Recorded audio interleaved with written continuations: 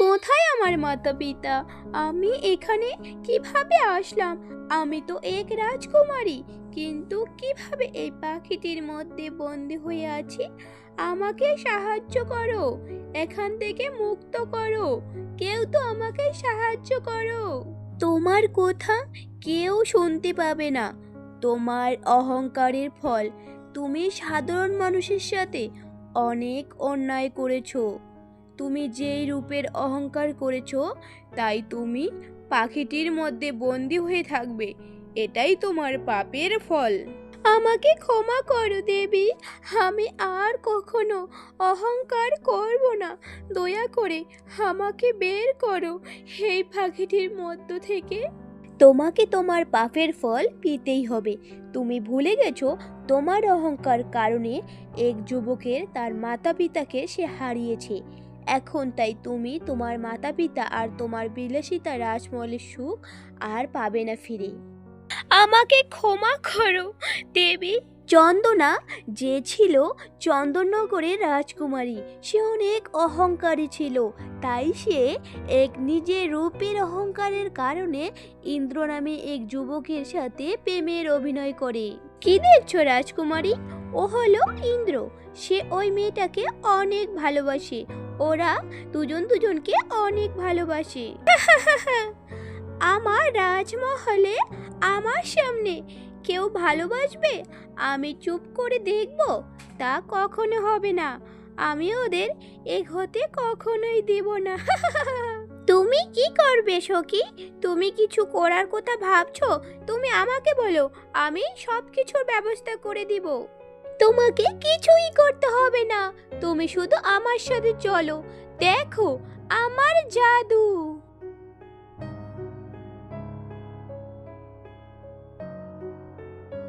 আমি চন্দননগরের রাজকুমারী চন্দনা তোমাকে বিবাহ করতে চাই। আমাকে ক্ষমা করবেন রাজকুমারী, কিন্তু আমি অন্য কাউকে ভালোবাসি। আমার এটা সৌভাগ্য যে আপনি আমাকে বিবাহ করতে চান।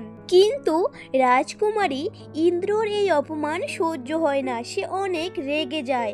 তাই ইন্দ্রের মা বাবাকে বন্দি করে নিয়ে আসে, জোর করে ইন্দ্রকে বিয়ে করতে বলে। ইন্দ্র নিজের মা বাবার জন্য চন্দনাকে বিয়ে করে, কিন্তু ইন্দ্রের মা বাবাও এটা সহ্য করতে না পেয়ে তারা আত্মহত্যা করে। ইন্দ্র তখন পুরোপুরি ভেঙে যায়। চন্দনা ইন্দ্রকে কখনোই ভালোবাসেনি, সে তার সাথে নানানভাবে অত্যাচার করত।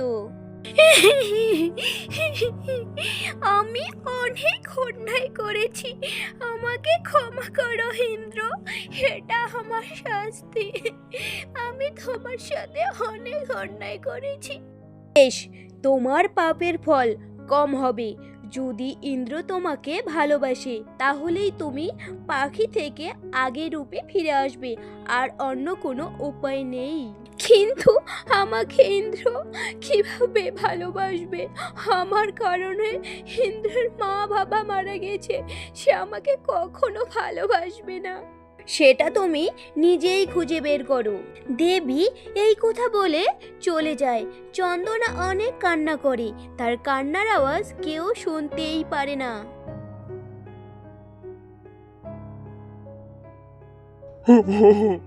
আমার মেয়ে কোথায় চলে গেল আমাদের রেখে? আমার মেয়ে, আমার মেয়েকে আমি অনেক অনেক ভালোবাসি, সে কোথায় চলে গেল? মা, আমাদের কাছে ফিরে আয় মা। মহারাজ, আপনি যেখান থেকে হোক আমার মেয়েকে নিয়ে আসুন। আমার মন বলছে আমার মেয়ে কোনো বিপদে আছে। মায়ের মন কখনো ভুল বলে না। পিতা, মাতা, আমি এখানেই, আমি তোমাদের সামনেই আছি। আজ আমি কষ্ট অনুভব করছি, মাতা পিতার কষ্ট। আমি ইন্দ্রর মা বাবাকে মেরে ফেলছি, ওকেও এতটা কষ্ট দিয়েছি। ও কি আমাকে ক্ষমা করবে? ক্ষমা করে আমাকে ভালোবাসবে? ইন্দ্র, তুমি কোথায়? শুনলাম রাজকুমারীর স্বামী, তার আগেকার প্রেমিকার সাথে দেখা করতে যাচ্ছে।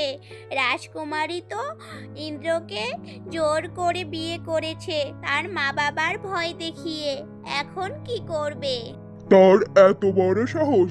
আমার মেয়েকে খুঁজে পাওয়া যাচ্ছে না, আর সে তার প্রেমিকার সাথে দেখা করছে। এখনই যাচ্ছি। মহারাজ রেগে ইন্দ্রের কাছে যায়। না, আমাকে পিতাকে আটকাতেই হবে, না হলে ইন্দ্র আমাকে আর কখনো ভালোবাসবে না। রাজকুমারী তার ঠোঁট দিয়ে লেখে তার পিতার সামনে দেয়। পিতা তা দেখে সবই বুঝতে পারে। সে নিজের রাগ কমিয়ে নেয়। তারপর তারা ঠিক করে যে করেই হোক ইন্দ্রর সাথে রাজকুমারীর ভালোবাসা করিয়ে দেবে। আমি জানি প্রিয়া, তোমাকে আমি আগে ভালোবেসেছি, তুমিও আমাকে ভালোবেসেছো, কিন্তু আমি আর তোমাকে এখন ভালোবাসি না। আমি রাজকুমারী চন্দনার স্বামী, তাই তুমি তোমার জীবন নতুন করে শুরু করো। কিন্তু ইন্দ্র, রাজকুমারী অনেক অহংকারী। সে তোমার মা বাবাকে মেরে ফেলেছে। সে তোমাকে কখনো ভালোবাসে না। তাকে তো এখন খুঁজেও পাওয়া যাচ্ছে না। তাহলে তুমি কেন আমাকে আপন করে নিচ্ছ না? এসব আমি বুঝে নেব, তোমাকে এসব চিন্তা করতে হবে না। এর থেকে ভালো হবে তুমি তোমার জীবনে কাউকে খুঁজে নাও। তুমি কোথায় চলে গেলে রাজকুমারী? ফিরে আসুন, আমার সাথে অত্যাচার করুন, আমাকে অপমান করুন, তবুও দূরে থাকবেন না। আপনাকে সবাই অনেক ভালোবাসে। মহারাজ রানীমা অনেক কষ্ট পাচ্ছে। আপনি ফিরে আসুন, এরকম জেদ করবেন না। সত্যি আমি অনেক খারাপ একজন। তুমি কত ভালো এক মনের একজন মানুষ। আমি তোমার সাথে কত অত্যাচার করেছি। কান্না, কান্নার আওয়াজ! কে কান্না করছো? সামনে আসো। কে কে কান্না করছো? কেউ কি আছো? কেউ কি কান্না করছো? আমার সামনে আসো। ইন্দ্র চন্দনার কান্নার আওয়াজ শুনতে পায়, তাই চন্দনা সেখান থেকে তাড়াতাড়ি করে চলে যায়। ইন্দ্র, ভালোই আমার মেয়েকে খুঁজে পাওয়া যাচ্ছে না, কিন্তু তুমি আমার মেয়ের স্বামী, তাই এই রাজ্যের দায়িত্ব আমি তোমাকে দিতে চাই। আমার মেয়ে ছাড়া আপন একমাত্র তুমি। আর আমার মেয়ের জেদের কারণেই তোমার মাতা পিতা মরে গেছে, তাই তুমি এই রাজ্যের ভবিষ্যৎ রাজা। ক্ষমা করবেন মহারাজ, এই রাজ্যে রাজা হওয়ার কোনো ইচ্ছেই আমার নেই। মহারাজ, ইন্দ্র রাজ্যের দায়িত্ব সে নিতে চায় না। তাহলে আমার মেয়ে কখনো সেই অভিশাপ থেকে মুক্তি কি পাবে না মহারাজ? এখন কি হবে? কিছু তো একটা করো মহারাজ, আমার মেয়েকে আমাকে দেখতে ইচ্ছে করছে। চিন্তা করো না রানী, ইন্দ্র অনেক ভালো একজন ছেলে। তার সাথে আমার মেয়ে যতটা খারাপ আচরণ করেছে, তবুও সে আমাদের মেয়েকে কখনো কষ্ট দেয়নি। এর থেকেই বোঝা যায় সে তাকে ভালোবাসবে। শুধু আমরা তার সাথে এখন ভালো ব্যবহার করতে হবে। এতদিন হয়ে গেল, তুমি কোথায় রাজকুমারী? আমি তোমার সেই অহংকার দেখতে চাই। কোথায় তুমি রাজকুমারী? চলে এসো তাড়াতাড়ি। আমি তোমার সামনে ইন্দ্র।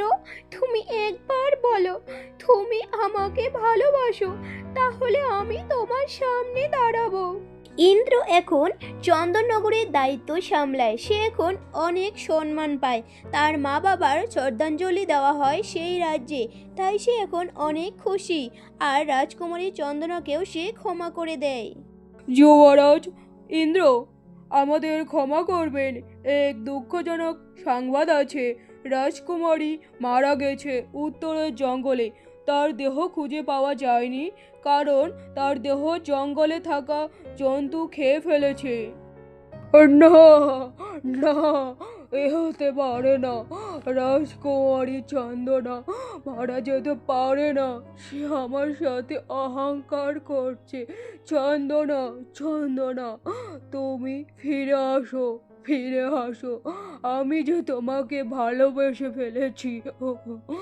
আমি কোথাও যাইনি ইন্দ্র, তুমি আমাকে ভালোবাসো, এটাতে আমি অনেক খুশি।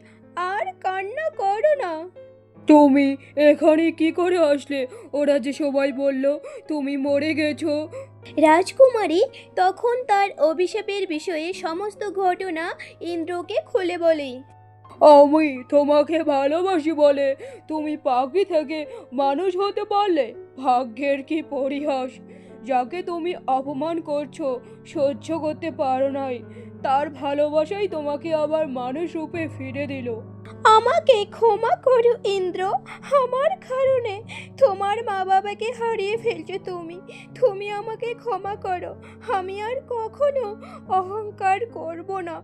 আমি আমার নিজের ভুল বুঝতে পেরেছি। আর বারবার আমার কাছে ক্ষমা চাইতে হবে না। ক্ষমা চাইলেও আমার মা বাবা আর ফিরে আসবে না। আর আমি নিজেও তো একজন অপরাধী। আমার মা বাবার হত্যাকারীকেই আমি ভালোবেসে ফেলেছি। মা, বাবা, আমাকে আর চন্দনাকে ক্ষমা করে দাও। আর তোমরা যেখানেই থেকো, ভালো থেকো। ভাগ্যের বিধান কেউ খণ্ডাতে পারে না।